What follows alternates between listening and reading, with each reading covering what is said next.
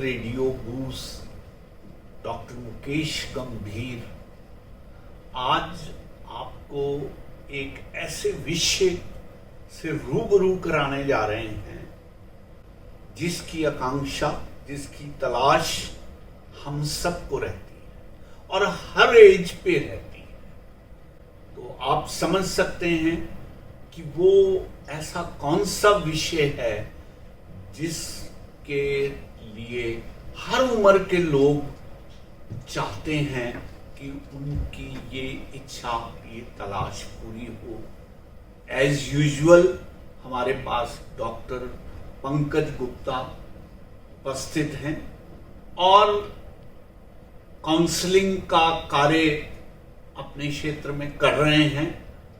विशेष अनुरोध पर हमारे रेडियो में हफ्ते में on every Monday he is with us और हम इनसे अलग अलग लोग मिलकर बातचीत करते हैं। आज एक अच्छा इत्तेफाक ये है कि जहां प्रवीण जी मेरे साथ बैठे हैं वहां पर माय डॉटर मनीषा आनंद भी स्टूडियो में हैं और वो भी हमारे साथ मिलकर शिरकत करेंगे और हम डॉक्टर साहब की बात भी सुनेंगे और उनकी बात में से बहुत सी क्वारीज निकालेंगे।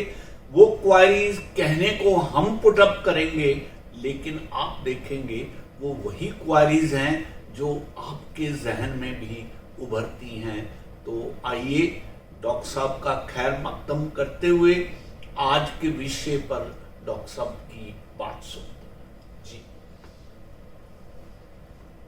हैप्पीनेस जो है आज एक ऐसी चीज है जो हमें हर इंसान को हर उम्र में हमेशा चाहिए। So the topic is yearning for happiness. Yes yes please.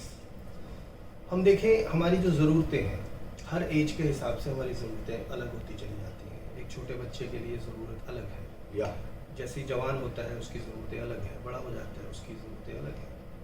लेकिन अगर हम देखें कि वो ज़रूरतें क्यों, जैसे एक छोटा बच्चा है उससे पूछते हैं कि आप पढ़ाई क्यों करते हैं, वो हो सकता है एक सक्सेसफुल करियर के लिए करते हैं। करियर सक्सेसफुल होगा तो क्या मिलेगा आपको, तो ऑब्वियसली पैसा मिलेगा। पैसा मिलेगा तो क्या होगा, एक बढ़िया लाइफस्टाइल होगी, बढ़िया गाड़ी होगी, ये सब चीज़ें होंगी तो क्या होगा। हम इस चेन को, क्वेश्चंस को आप पूछते चले जाएं तो हम अल्टीमेटली एक जगह पहुंचते हैं जहाँ पे आता है हैप्पीनेस। यस।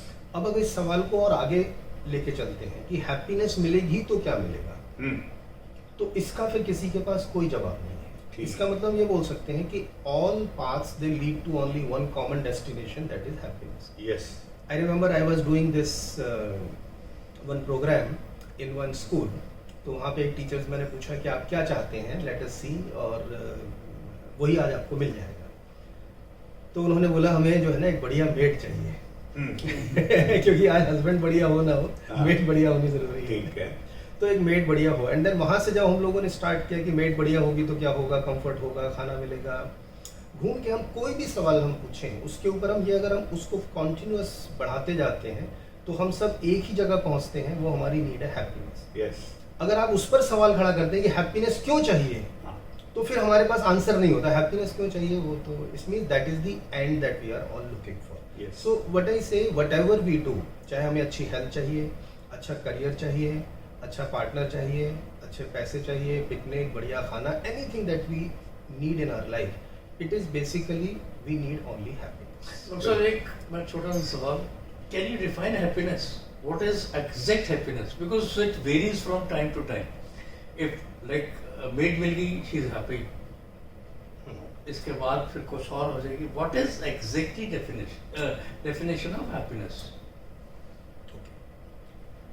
आप किसी भी इमोशन को डिफाइन नहीं कर सकते। आप प्यार को डिफाइन नहीं कर सकते, आप दर्द को डिफाइन नहीं कर सकते। आपके पैर में दर्द है और आज तक मेरे को कहीं कोई बॉडी में दर्द नहीं हुआ है, आप मुझे एक्सप्लेन नहीं कर सकते कि दर्द क्या होता है।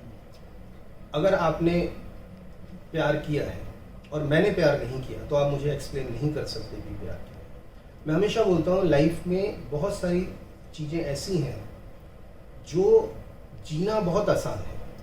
खुश होना एक छोटा बच्चा जिसको भाषा भी नहीं आती, जिसको शब्द नहीं आते, लेकिन उसको खुश होना आता है, तो मैं सिंपल सी बात बोलता हूँ कि इस टॉपिक पे ज़्यादा वर्ड्स में डालने से बेटर है, सिंपल सी बात है, मेलोडी खाओ, खुद जान जाओ। ठीक।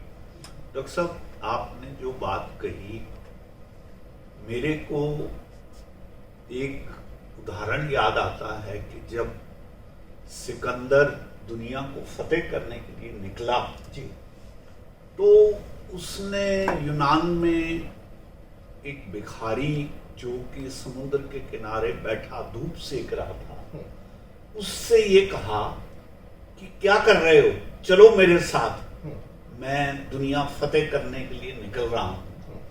तो भिखारी ने कहा, क्या करोगे दुनिया को फतेह करके?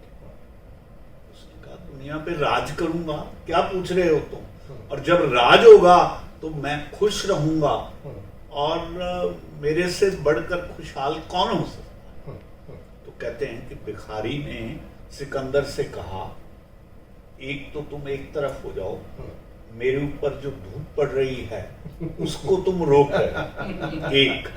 दूसरा, तुमने दुनिया को जीतने के बाद जो हासिल करना है उसको मैं यहाँ बैठा बैठा बिना दुनिया को जीते हासिल कर रहा हूं, तो तुम मुझे ये बताओ, मैं इतनी खून खराबी और इतना सब कुछ करने की मुझे क्या जरूरत है?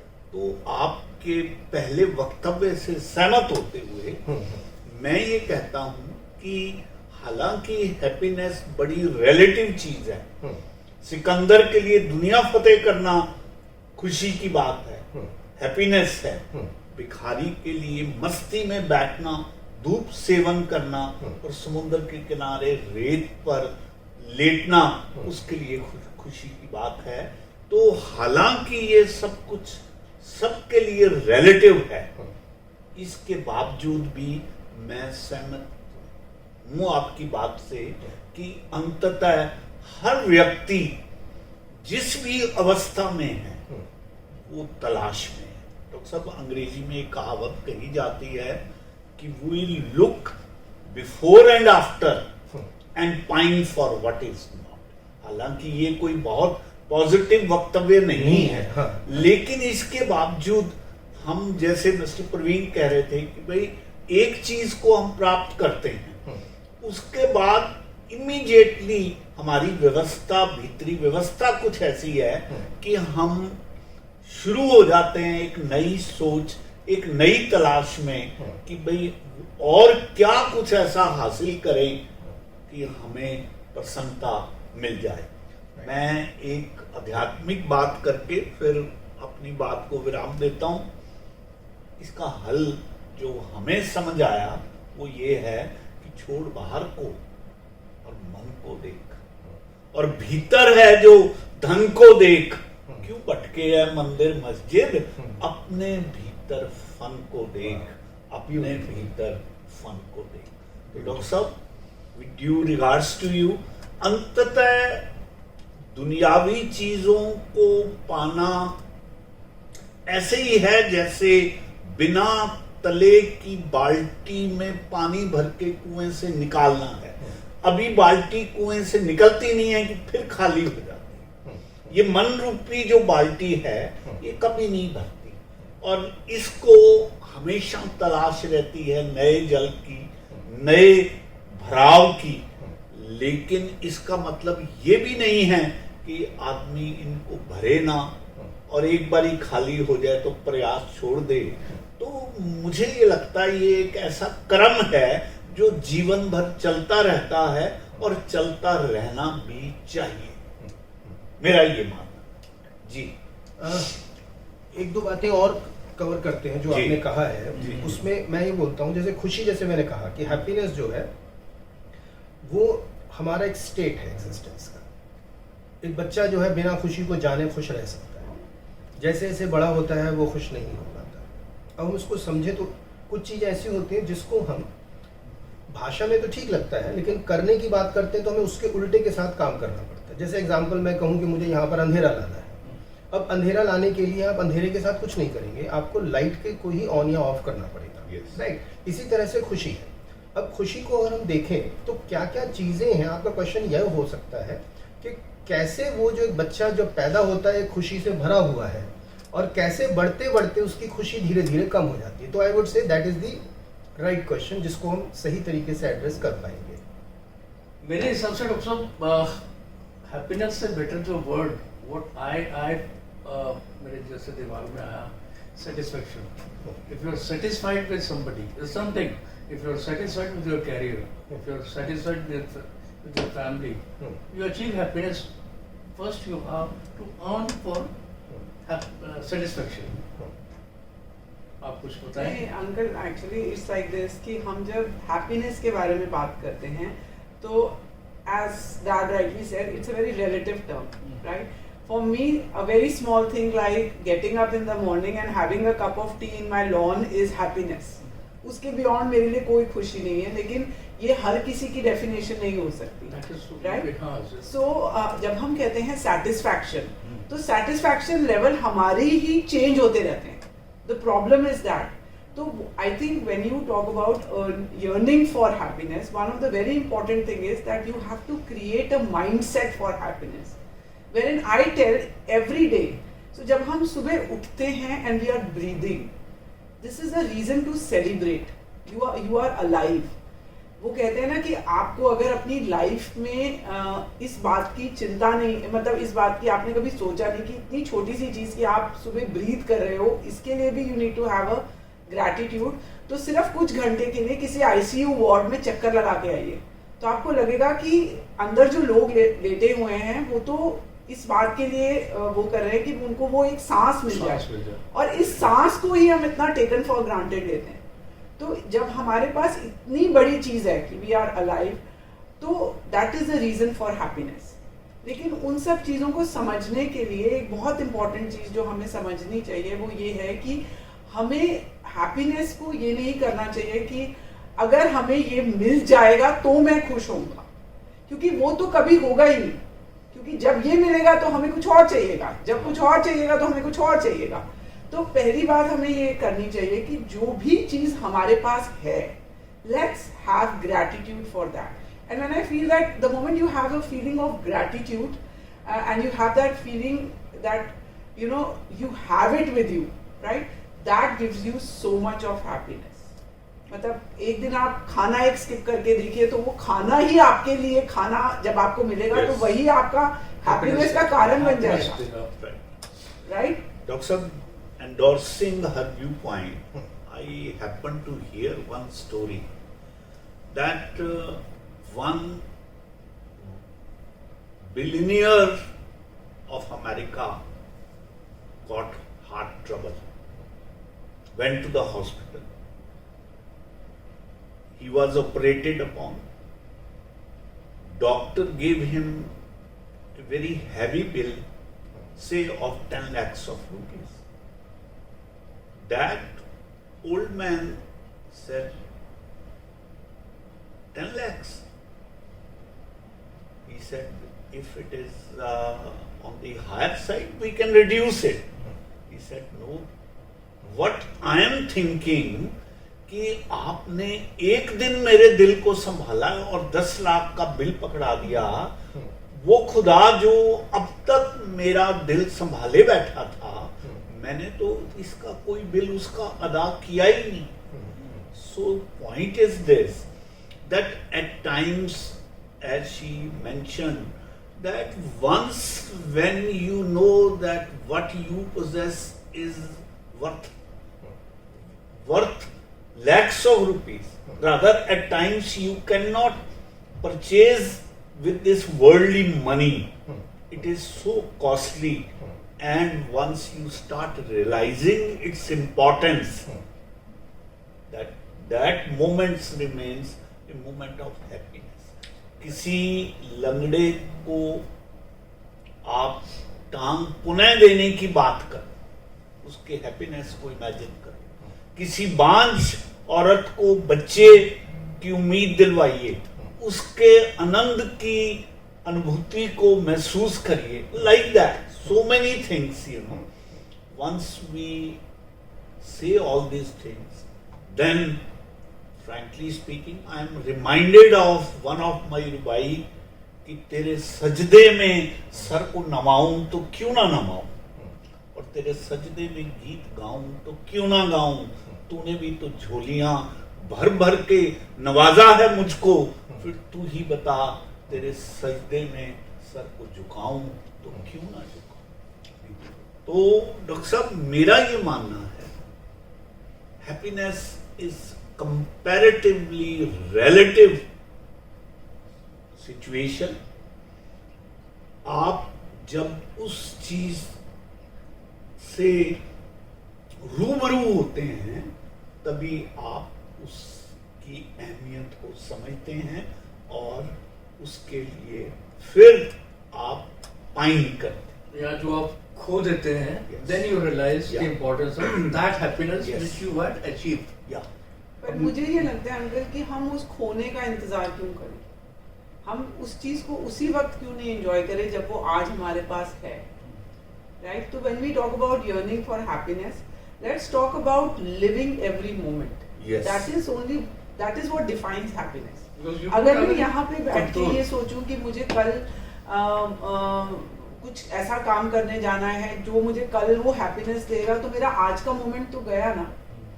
तो मैं अब कल जब उस मोमेंट में होंगी तो मैं सोचूंगी कि आज मैं जब यहाँ थी तो मुझे ये कर लेना चाहिए। पछतावा। हाँ, और दैट पछतावा is another ending moment of sadness, right. तो why not just enjoy what you are doing right now. कहते हैं कि मुल्ला जी एक बार एक गांव में पहुंच गए और पंचायत के थड़े पे बैठ के कहने लगे कि कोई भी व्यक्ति अगर परमात्मा को पाना चाहता है, वो अगर अपना सारा धनाढ्य त्यागने को तैयार हो जाए तो परमात्मा मिल जाए। तभी एक उस गांव का जो सबसे धनी व्यक्ति था, वो एक झोला लेके और पूरा जितनी भी उसके पास धन संपत्ति थी वो लेके आ गया और कहने लगा, मुल्ला जी ये रही मेरी पूरी संपत्ति जीवन भर की, मुझे परमात्मा से मिला। मुल्ला ने देखा जैसे ही वो एक झोला ले आया है, उन्होंने लपक के झोला छीन लिया और भागने लगा तो वो धनाढ्य व्यक्ति भी उसके पीछे भागने लगा। उसको लगा कि ये मेरी सारी संपत्ति भी लेके चला जाएगा और मेरे हाथ क्या लगेगा।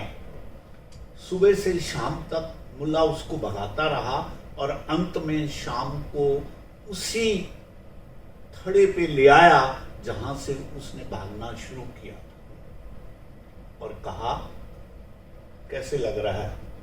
कहता तू ये मुझे वापस कर दे, मुझे परमात्मा वगैरह नहीं चाहिए। कहने का भाव ये है कि कई बार हम ऐसे आशीर्वादों से, ऐसे ब्लेसिंग से नवाजे गए होते हैं जिसकी अहमियत को हम पहचानते नहीं हैं। ये आंखें, ये सांस, ये दांत, ये स्वस्थ रहने की शक्ति, ये सारे वो धन धनाढ्य है जिससे हम नवाजे गए हैं। जब ये हमसे छिनने लगता है तब हमें इसकी कमी और इसकी अहमियत महसूस होती है। अदरवाइज अगर जैसे हम लोग बात कर रहे हैं, if we start living every moments, I think it is a real blessing और सही खुशी और सही हैप्पीनेस हमें मिलेगी। डॉक्टर साहब, आपको अगर ये लग रहा है कि हम थोड़ा टॉपिक से डाइवर्स हो रहे हैं तो you can bring us back on the track and then we can talk on. नहीं, आप डाइवर्ट तो नहीं हो रहे हैं Yes. Basically on this point, लेकिन मेरा पॉइंट ये है हाँ, कि हमने कहा कि ग्रेटिट्यूड भाव अगर हमारे अंदर है यस, तो वो हमें खुशी देता है। आपने जो एक दो एग्जांपल्स बताया, आपने बताया वो जो खुशी जो है वो हमारे अंदर है, हम उसकी बात कर रहे हैं। यस, लेकिन अगर मैं एक बहुत कॉमन सवाल पूछूं तो मैं ये कहूँगा कि एक छोटा बच्चा जो पैदा होता है उसके अंदर कोई ग्रेटिट्यूड का भाव नहीं है, हाँ, लेकिन वो दुनिया में सबसे ज़्यादा खुश है। Yes, right. तो मेरा पॉइंट ये है कि हम उस टॉपिक को, जो हैप्पीनेस है, ये आई वाज वेरी हैप्पी कि आप लोग बहुत इसमें अपने एग्जांपल्स, अपना पॉइंट शेयर कर रहे हैं, which is very good, I know. लेकिन मेरा पॉइंट सिर्फ ये है कि कैसे हम खुशी को पकड़ सकते हैं। हम ये देखें, पहले हम जो बात कर रहे हैं, पहले ये देखें, हमें मालूम है ग्रेटिट्यूड होने से अच्छा होगा। हमने बहुत सारे एग्जांपल्स हमारी लाइफ में हमने देखे हैं, सुने हैं, बहुत सारे संतों से हमने बात सुनी है। पहले तो हम सबसे अपने आप को एवेल्युएट करें कि क्या हम अपने आप में, अपनी लाइफ में खुश हैं।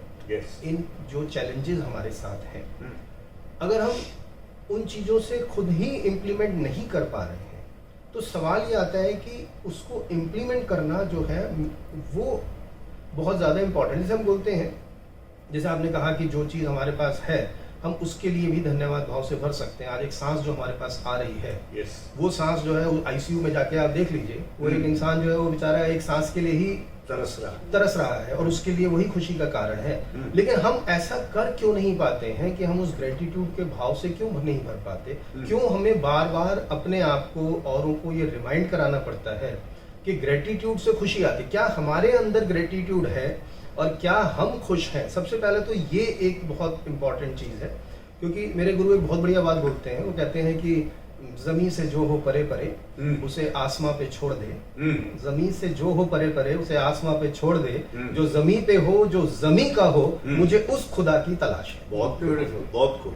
अब चाहे पीर हो, पैगंबर हो, संत हो, इन्होंने खुशी की बहुत सारी बातें की, हमने उन बातों को सुन भी लिया और हम दूसरे को समझा भी सकते हैं कि खुश रहने के लिए क्या करना है। लेकिन मेरा सवाल ये आता है कि क्या हम अपनी लाइफ में उन चीज़ों को इम्प्लीमेंट कर पाए हैं कि नहीं? क्या हम अपनी लाइफ में उस एक अनकंडीशनल हैप्पीनेस को अचीव कर पाए हैं कि नहीं कर पाए हैं? जैसे आपको एक छोटे छोटे एग्जांपल्स देता हूँ। बहुत सारी चीज़ों में हम देखें कि हम सब जानते हैं गुस्सा करना गलत है, लेकिन फिर भी हम गुस्सा करते हैं। हम सब जानते हैं कि अगर हम रोज सवेरे सोकर उठेंगे और रेगुलर एक्सरसाइज करेंगे तो हम हेल्दी रहेंगे।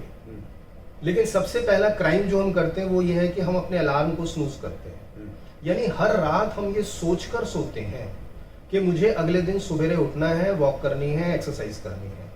लेकिन फिर जब हम सवेरे सो के उठते हैं तो उस अलार्म को हम सबसे पहले स्नूज करते हैं। एक चीज हम रेगुलर करते हैं, ये कल से करेंगे, ये कल से करेंगे, ये चीज रेगुलर कर रहे हैं कि कल से करेंगे। तो पोस्टपोनमेंट जो है वो, सो मेरा जो एम्फेसिस रहता है ना, आपने जो सारी बातें कही, with due respect to what all you said, मैं वो कहता हूँ काश हम ये सारी बातें अपनी लाइफ में इम्प्लीमेंट कर पाए। बस सारी बात, मतलब समझते तो हैं, हाँ, लेकिन इम्प्लीमेंटेशन की जो है वो टेक्निक्स हमें उनके बारे में सीखने की जरूरत है कि हम उनको कैसे अपनी लाइफ में इम्प्लीमेंट कर पाए। डॉक्टर साहब, ये जो बात आप कह रहे हैं, this is $100 thing which you are saying, और ये बातें ना हर एक अच्छी चीज पे लागू होती हैं। हर अच्छी चीज मैं एक बात और कहा करता हूँ कि क्या धर्म का मर्म सच में समझ में नहीं आता? क्या कर्म का मर्म सच में समझ में नहीं आता? या ये आदमी की कमजोरी है जो समझ कर भी समझना नहीं चाहता? तो ये जो हमारी कमजोरी है ना, कि knowing this, that if I remain have a feeling of gratitude for everything, I'll be much more happy. But perhaps habitually I'm so restrained that feeling of gratitude is there only once in a blue. एक और quality इंसान में है, आप सब लोग agree करेंगे, escapism. We escape from every good thing, everything. हम लोग लेक्चर दे सकते हैं, समझा सकते हैं, बट जब अपने पर आती है बात, नहीं कर पाते, एस्केप करते हैं, कोई ना कोई we give one reason or the other. तो यहाँ पर मैं दो चीजें बोलना चाहता हूँ जो कि इम्पोर्टेंट है, एक मैसेज, क्योंकि जो व्यूअर्स के साथ और हम कम से कम वो बात कहें जो जमीन की बात हो, जिसको हम इम्प्लीमेंट कर पाए, है ना? ये नहीं लगना चाहिए लोगों को, अरे यार ये इंटरव्यू में भी बड़ी बड़ी बातें हुई और जमीन की बात तो कुछ आई नहीं कि हम पकड़ के उसको कैसे कर सकते हैं। हाँ। तो एक जो चीज मैं इनके क्वेश्चन से मैं आगे उसको एक मैसेज जो देना चाहता हूँ कि हैप्पीनेस को, जैसे उन्होंने पूछा कि हैप्पीनेस क्या है, हम हैप्पीनेस को डिफाइन तो नहीं कर सकते हैं, लेकिन हम उसको, जैसे मैंने कहा कि हम उसको उल्टे तरीके से बात करते हैं। जैसे मैंने कहा कि यहाँ पर हमें अंधेरा चाहिए तो हम लाइट को ऑफ कर सकते हैं, अंधेरे के साथ कुछ नहीं कर सकते। दूसरी चीज मैंने कही कि एक बच्चे में ग्रेटिट्यूड तो नहीं है लेकिन फिर भी वो सबसे ज्यादा हैप्पी है, राइट। आपने बहुत सारे एग्जांपल्स दिए कि एक आईसीयू में जाकर देखें हम उसके लिए, और वो सारे बहुत सारे आप लोगों ने एग्जांपल दिए। अगर हम उसको वहीं से ही मैं अगर कॉन्सेप्ट को बिल्ड करना चाहूँ तो मैं ये कहता हूँ कि जैसे जैसे एक बच्चा बड़ा होता है उसकी जरूरतें आनी शुरू हो जाती हैं, ठीक, राइट। एक छोटा बच्चा है, उसके लिए सिर्फ यही है कि वो जाकर मार्केट जाता है और वहां से घर वापस लौट के आ जाता है, उसको कोई गाइड करने की जरूरत नहीं है, उसकी वही जरूरत है। एक बच्चा जब 10th क्लास में आता है तो उसको अपने लाइकिंग का सब्जेक्ट वो चूज कर पाए, अपना करियर चूज कर पाए, ये उसकी पर्टिकुलर एक नीड है, राइट। एक आदमी जो है जब वो 18 साल का हो जाता है, उसको ड्राइविंग लाइसेंस मिल जाए तो उसकी वही नीड है। 45 साल तक पहुंचता है तो एक जवान दिखने, वही एक उसकी नीड है। 70 साल की अलग नीड है। यानी अगर हमारी एक नीड अगर वो फुलफिल नहीं होती है, कोई भी नीड हो, और वो नीड एक सवेरे एक प्याला चाय की हो सकती है, वो नीड अपनी सांस की हो सकती है, yes. वो नीड किसी चीज की भी हो सकती है। जस्ट टू जनरलाइज, ताकि हम इस पॉइंट को समझ पाए। हमारी जो जरूरत है, जब वो जरूरत पूरी नहीं होती है तो हम दुखी होते हैं, और जब वो हमारी जरूरत पूरी हो जाती है तो हम खुश होते हैं। तो मैं आप लोगों की बात को इससे कोरिलेट करना चाहूंगा कि जब हम संत की बात कर रहे हैं, जो आपने नेपोलियन का आपने एग्जांपल दिया, या हम और संतों की भी जो हम बात करते हैं, वो लोग उसकी बात कहते हैं कि हम अपनी जो इच्छाएं हैं, जो कामनाएं हैं, हम उनको खत्म कर दें।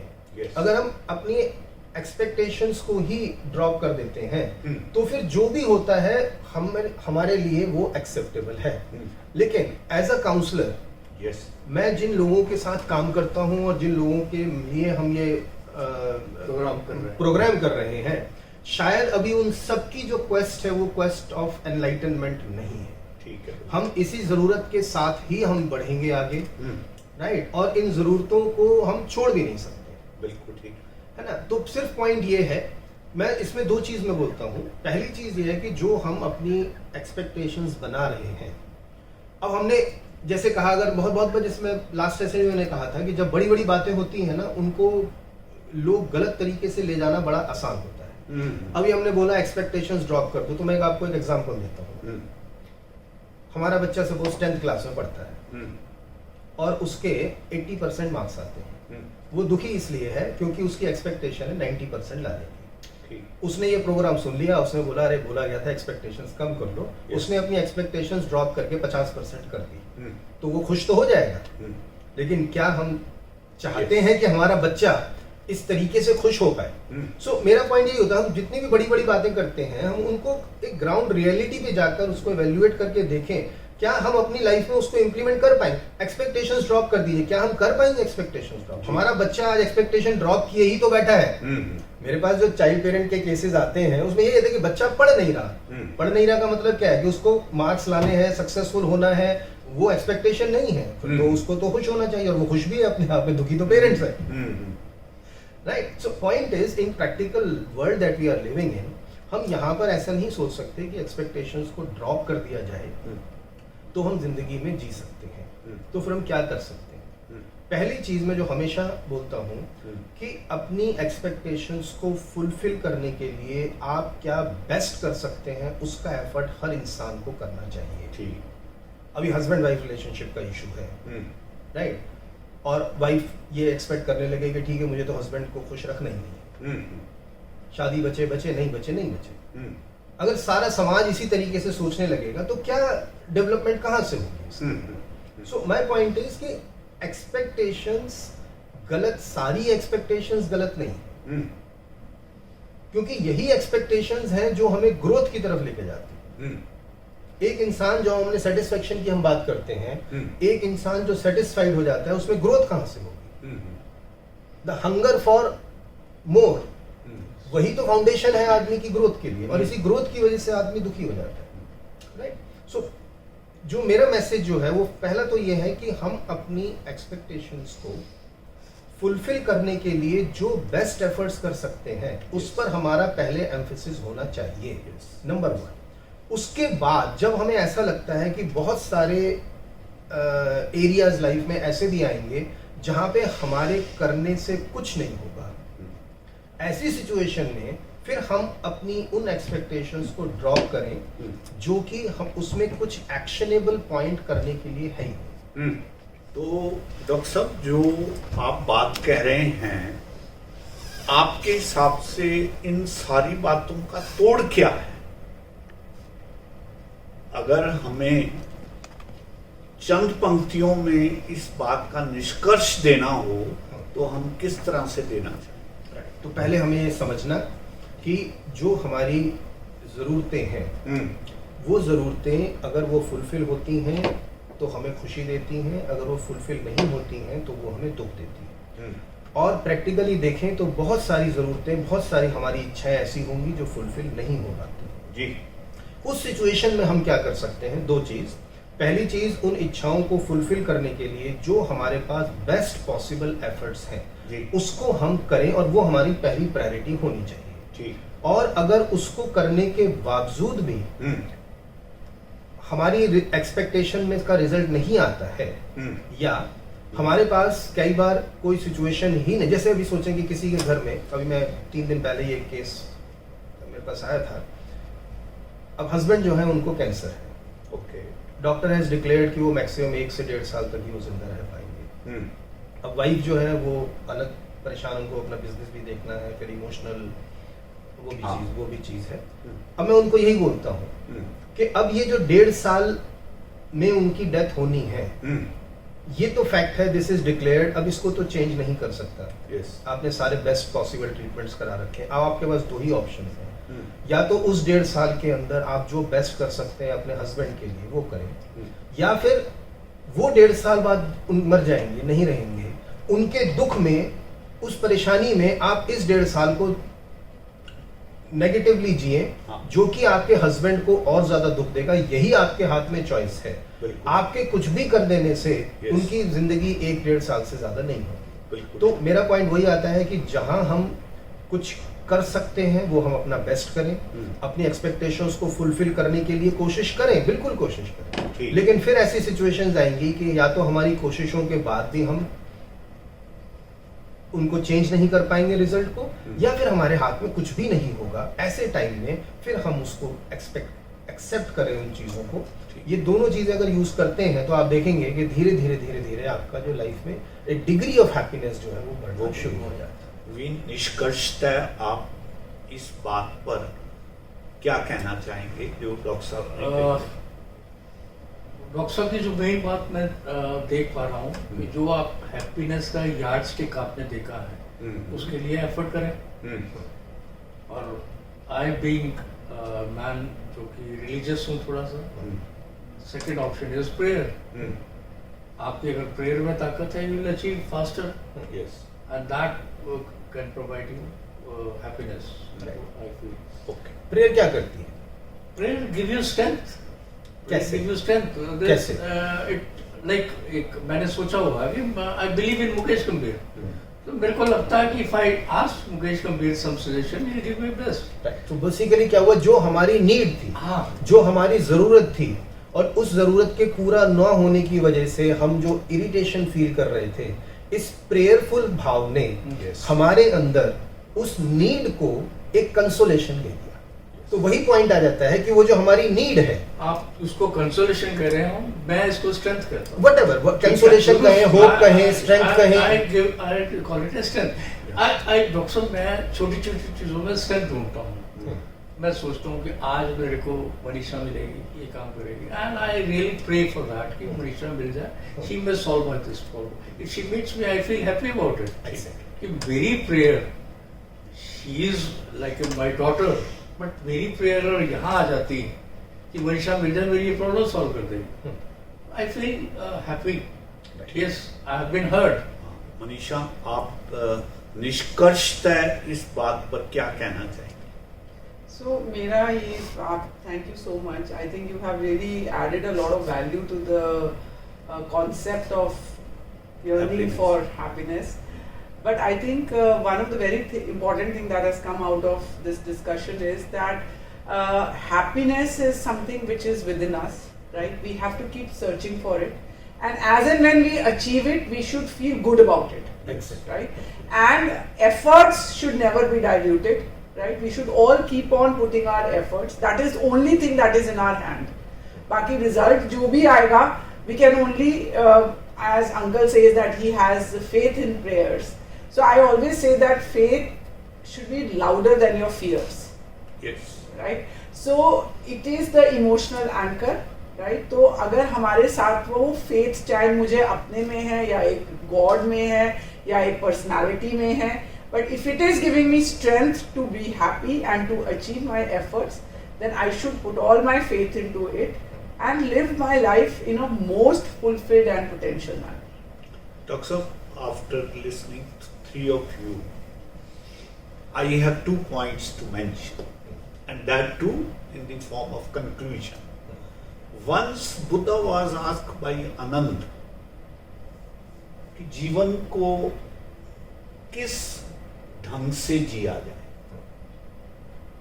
दूसरे शब्दों में जो हम बात कर रहे हैं, किस ढंग से जिया जाए कि हमें आनंद की प्राप्ति, तो बुद्ध ने उसको कहा कि ये सामने जो सितार पड़ी है ये मुझे उठा के दीजिए। बुद्ध ने सितार हाथ में पकड़ी और कहा कि इसके जो तार हैं अगर ढीले छोड़ दोगे तो संगीत नहीं निकलेगा, अगर ज्यादा कस दोगे तो इसका टूटने का भय रहेगा और वो संगीत नहीं निकलेगा जो जीवन में आपको चाहिए। कहने का भाव ये है कि जीवन के हर मोड़ पर आपको जीवन रूपी सितार के तार इतने कसे और इतने ढीले छोड़ने होंगे कि उसका जो संगीत है वो ना खोए। एक तो ये बात है। दूसरा बात ये डॉक्टर साहब, I look back to our great ग्रंथ दी गीता। गीता में इस बात को आप देखिए किस दुख में था अर्जुन और किस व्यथा में गुजर रहा था कि मेरे इर्द गिर्द मेरे सारे सगे संबंधी हैं और मुझसे कहा जा रहा है युद्ध करने के लिए, और युद्ध जो मैं देख रहा हूं इसका मतलब ये सब इनका अंत होगा, और अगर अंत हो जाता है और मुझे विजय भी प्राप्त हो जाती है तो मैं ऐसा राज भोग के क्या करूंगा जिसमें इतना सब क्रंदन है, इतनी सब वेदना होगी। तो भगवान कृष्ण ने कहा कि बात को समझ, और समझ इस बात को कि तू करने वाला है नहीं। ये वहीं पे पहुंच रहे हैं जहां पर आप सब ने अपने अपने ढंग से अपनी बात को रखा है कि तू करने वाला नहीं है, करवाने वाला तो मैं हूं, और जिस तरह से मैं तुझे करवा रहा हूं, या जैसे शेक्सपियर ने कहा कि ये जो संसार है ये एक स्टेज है, हम सब एक्टर्स के तौर पर आते हैं, अपना अपना रोल अदा करते हैं और यहां से चलते बनते हैं। कहने का भाव ये है डॉक्टर साहब, चाहे महात्मा बुद्ध ने जो बात कही, चाहे लॉर्ड कृष्ण ने गीता में कही, या शेक्सपियर ने अपने प्ले में कही, बात एक ही है कि जितने आप जागरूक होके जीवन को जिएंगे, जितनी समझ आप में रहेगी कि आप करता नहीं है बल्कि आपको कुछ रूल्स असाइन हुए हैं, उनको आप निभाते हुए आगे बढ़ रहे हैं, तो मैं ये समझता हूं कि अंततः मैं थोड़ा सा साधारण लेवल से ऊपर के लेवल की बात जरूर कर रहा हूं, लेकिन मेरा ये मानना है कि देर सवेर सबको इस बात को समझना पड़ता है, बिना इसको समझे हल होती नहीं। तो डॉक्टर साहब, मैं इससे पहले मतलब मैं अपने व्यूअर्स को अपील करना चाहूंगा, every Monday doctor Pankaj Gupta हमारे साथ रहते हैं। हम लोग जनरल प्रॉब्लम डिस्कस कर रहे हैं, बट आप लोगों की कोई स्पेसिफिक प्रॉब्लम है, जैसे डॉक्टर के पास पेशेंट्स आते रहते हैं, आप अपने बच्चे के बारे में, अपने वाइफ के बारे में, अपने पार्टनर के बारे में, अपने बिजनेस लॉसेस के बारे में आप असंतोष व्यक्त कीजिए, अपनी बात कीजिए डॉक्टर पंकज गुप्ता से। और डॉक्टर साहब आप अपना नंबर बताइए, so that western radio boost पे आप संबंध कांटेक्ट कर सकते हैं, बट डॉक्टर पंकज गुप्ता को आप पर्सनली बात करना चाहते हैं तो आप नंबर बताइए डॉक्टर साहब। मेरा नंबर है 9953799435 और मेरा जो ऑर्गेनाइजेशन है उसका नाम है कॉन्कर दी सक्सेस। तो कॉन्कर दी सक्सेस आप गूगल पे सर्च करेंगे तो मेरे बारे में सारी इन्फॉर्मेशन मिल जाएगी। तो साथियों, इन शब्दों के साथ हम आज की जो विचार गोष्ठी है उसको यहीं समाप्त करते हैं। अगले मंडे फिर आपसे मिलेंगे और ऐसे ही जीवन से डायरेक्टली संबंधित समस्याओं में से किसी एक समस्या पर बात करेंगे। बहुत बहुत धन्यवाद, बहुत बहुत